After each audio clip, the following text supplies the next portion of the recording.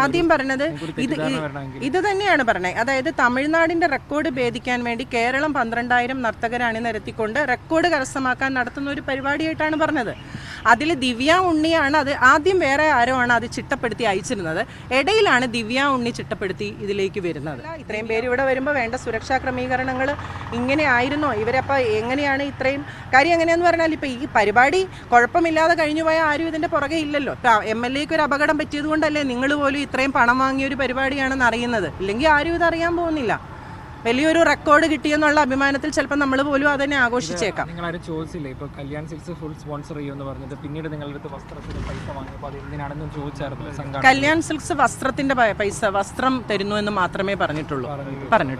ബാക്കി ഈ വസ്ത്രം പിന്നീട് നിങ്ങളുടെ അടുത്ത് സംഘാടകർ വസ്ത്രത്തിന് വേണ്ടി വേറെ പൈസ വാങ്ങിച്ചത് എന്തിനാണെന്ന് ചോദിച്ചിരുന്നു.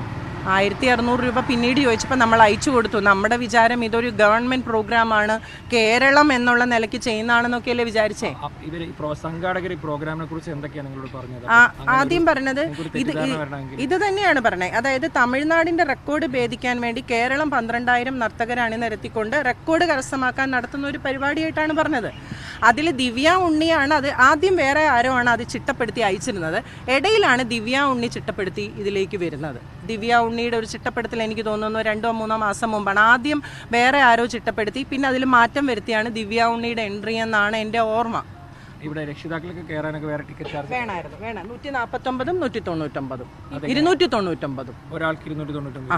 അതെ, അകത്ത് കയറാൻ ടിക്കറ്റ് ഉണ്ടായിരുന്നു. ഈ പാർട്ടിസിപ്പേറ്റ് ചെയ്യുന്ന കുട്ടികളുടെ രക്ഷിതാക്കൾക്ക് വേണമായിരുന്നു. അതും അവർ വാങ്ങിച്ചു. പരിപാടിക്ക് അവസാനം വേറെ എന്തെങ്കിലും വാഗ്ദാനം നൽകിയിരുന്നു? ഇൻഡിവിജ്വൽ സർട്ടിഫിക്കറ്റ് മറ്റു ലഭിക്കുമോ?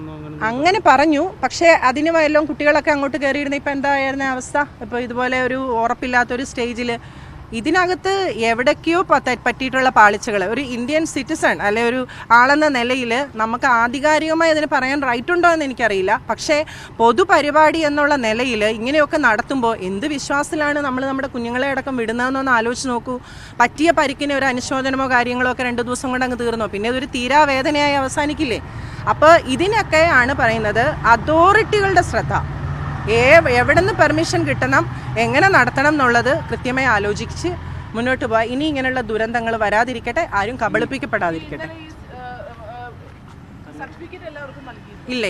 ഗിന്നസ് വേൾഡ് റെക്കോർഡാണ് സർട്ടിഫിക്കറ്റ് ഈവന്റിനാണ് ലഭിക്കുക സാധാരണ. നിങ്ങൾക്ക് അങ്ങനെ എന്തെങ്കിലും സർട്ടിഫിക്കറ്റ് ഗിന്നസ് റെക്കോർഡുമായി ബന്ധപ്പെട്ട് തരാമെന്ന് അവർ നേരത്തെ വല്ലതും പറഞ്ഞായിരുന്നു, വാഗ്ദാനം ചെയ്തായിരുന്നു? കുട്ടികൾക്ക് കൊടുക്കുന്ന എൻ്റെ മോൾ ഇന്നലെയാണ് പറഞ്ഞത്. കുട്ടികൾ അങ്ങനെ എനിക്ക് അറിഞ്ഞിട്ടില്ല. എന്തായാലും ഇവർ 4 മണിക്കൂറോളം ബസ്സിലിരിക്കേണ്ടി വന്നു. ഇവിടെ നിന്ന് അവർ പെട്ടെന്ന് പുറത്താക്കി കുട്ടികളെ. കൊച്ചിക്ക് പുറമേ പല സ്ഥലങ്ങളിൽ ഉണ്ടായിരുന്നു. അപ്പൊ ഇവർക്ക് ഈ പറഞ്ഞ തുകയ്ക്ക് പുറമെ വണ്ടിക്കൂലി മൊത്തമായിട്ട് എല്ലാമായിട്ടുണ്ട്. ഇപ്പൊ തൃക്കാക്കരയിൽ നിന്ന് ഇവിടം വരെ എത്താൻ 500 രൂപയോ മറ്റോ നമ്മൾ കൊടുത്തായിട്ടാണ് എൻ്റെ ഓർമ്മ. കാസർഗോഡ് തൊട്ടുള്ള ആൾക്കാർ ഉണ്ടായിരുന്നു. താങ്കൾ എന്തായാലും ഈ പരിപാടി കാണാൻ നേരിട്ടുണ്ടായിരുന്നില്ല? ഇല്ല, ഞാൻ വന്നില്ല. കാര്യം എനിക്ക് ഇതിൻ്റെ ഉള്ളിൽ എൻ്റെ ഒരു കടയുണ്ട്. അപ്പോൾ എനിക്ക് പരിചിതമായ സ്ഥലം, എൻ്റെ മകൾക്കും പരിചിതമാണ്. പിന്നെ വരണ്ടല്ലോ എന്ന് വിചാരിച്ചു. പരിപാടിക്ക് ശേഷം ഡാൻസ് ടീച്ചർ എന്തെങ്കിലും വിശദീകരണം നൽകിയോ? എന്തെങ്കിലും പറഞ്ഞു? ടീച്ചർ പറഞ്ഞത് ഇതാണ്, 3,500 രൂപയാണ് നമ്മളോട് വാങ്ങിയത്.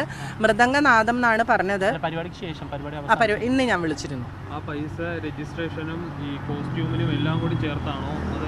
ഇവര് രജിസ്ട്രേഷൻ എന്നാണ് പറഞ്ഞിരുന്നത്. പിന്നെ സംഘാടകരാരും ഇതിന് ഇത്ര സമയത്തിനുള്ളിൽ കോൺടാക്ട് ചെയ്തില്ല? ഇല്ല, ആരും കോൺടാക്ട് ചെയ്തു. അല്ല, സ്വന്തം ചെലവിലാണ്. നമ്മുടെ സ്വന്തം ചെലവിൽ ഡാൻസ് സ്കൂൾ അറേഞ്ച് ചെയ്തു, നമ്മൾ പേ ചെയ്തതാണ്. അതെ, പെർ ഹെഡ്. രക്ഷിതാവ് ഉണ്ടെങ്കിൽ അവർക്ക് വേറെ കൊടുക്കണമായിരുന്നു. സീറ്റ് വെച്ച് പൈസ മേടിച്ച പോലെ. ആ സീറ്റിന് എത്ര രൂപയായിരുന്നു? എന്റെ ഓർമ്മയിൽ 300-500 എന്താണ്, കറക്റ്റ് ഞാൻ ഓർക്കുന്നില്ല. ബുക്ക് മൈ ഷോ വഴി ഉണ്ടായിരുന്നു. അതെ, ഗാലറിയിൽ ഇരുന്നേ 149, താഴെ ഇരിക്കണമെങ്കിൽ 299.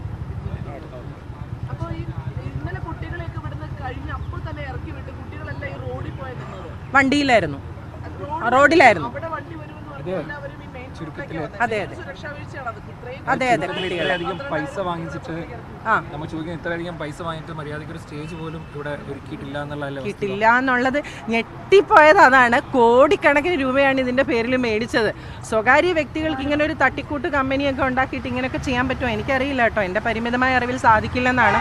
പിന്നെ ഈ അതോറിറ്റികളുടെ എല്ലാം എഞ്ചിനീയറിംഗ് സെക്ഷനൊക്കെ വളരെ സ്ട്രോങ് ആണ്. GCDയുടെ ഇവിടെ GCDയിൽ കടമുറി എടുത്ത ആൾക്ക് ഒരു പെയിന്റ് മാറ്റി അടിക്കണമെന്നുണ്ടെങ്കിൽ GCDയുടെ പെർമിഷൻ വേണം. അതുപോലുള്ള അത് മാത്രമല്ല, ഇത് ഇൻ്റർനാഷണൽ സ്റ്റാൻഡേർഡുള്ള സ്റ്റേഡിയമാണ്. ഇവിടെ ഒരു ഗാലറിയിൽ വരുത്തേണ്ട മാറ്റങ്ങൾക്കൊക്കെ വളരെ അളവുകളുണ്ട്.